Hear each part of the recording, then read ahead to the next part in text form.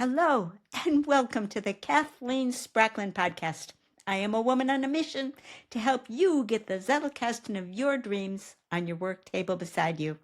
Well, we are in the middle of a series where we're doing an extended example of following the techniques given by Mortimer Adler in How to Read a Book as I captured them on my ring bib card. The book that I'm reading is Hold On, You Lost Me by Bernice McCarthy and Janine O'Neill Blackwell. You can follow along with this book if you like, or just use these methods in whatever book you want to deeply read, because this is Adler's How to Read Analytically when you really want to get the maximum juice out of the book. So come on over. We're ready for pre-reading step 2. See you in the down-facing camera.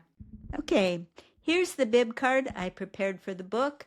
It has the book's nickname, the title, the author's publication date, and the all-important purpose for why you're reading the book. You don't want to launch into reading a book until you know what you're wanting to get out of it. In the last video, we looked at step 1 in pre-reading, which is systematic skimming, where we looked at the title page and the subtitles of the book to determine the scope and the aim, as well as the subject. And I showed you how I captured those onto a bib card. Today we're moving on to the next step to study the table of contents to get a sense of the book's structure. Since I've filled this bib card up, I'm starting with another card. So here's the table of contents of the book, and you'll notice some of the titles are quite short. What I've done to engage with the table of contents, and this is my own personal style, I'm not saying you have to do this, this is just what I did to be as fully engaged with the material as I could possibly be.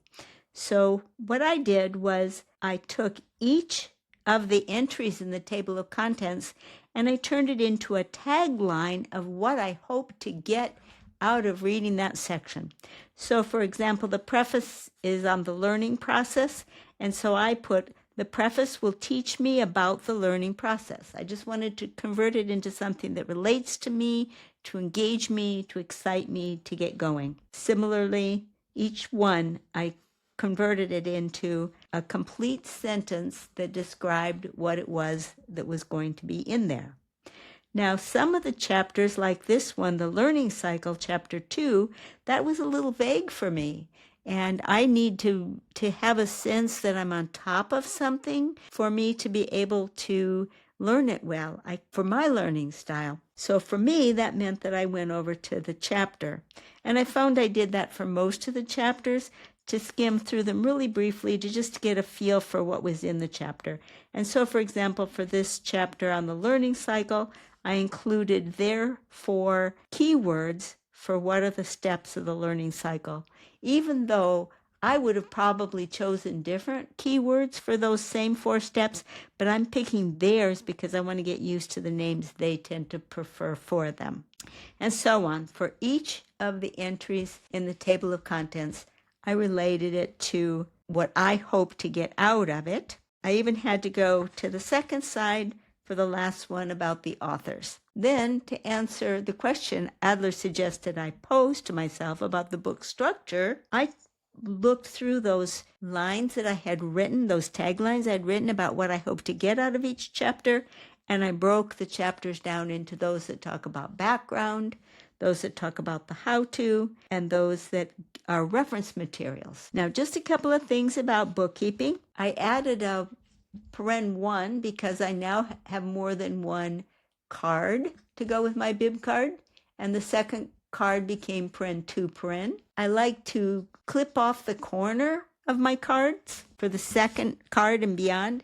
Usually I've just been lopping off the corner, but I got this cute gizmochi that makes pretty curves, so I'm giving this a try. The purpose is so that I can grab them all together easily and know what the extent is. I'm not sure that's going to be enough of a change to do that, so this is experimental. Because I needed to add another card after this one, I put a plus sign there, which just clues me in that there's another card to follow. I don't have the plus sign here because at this moment there is no other card to follow. Other bookkeeping, I like to put the book's nickname on the back side of the card as well.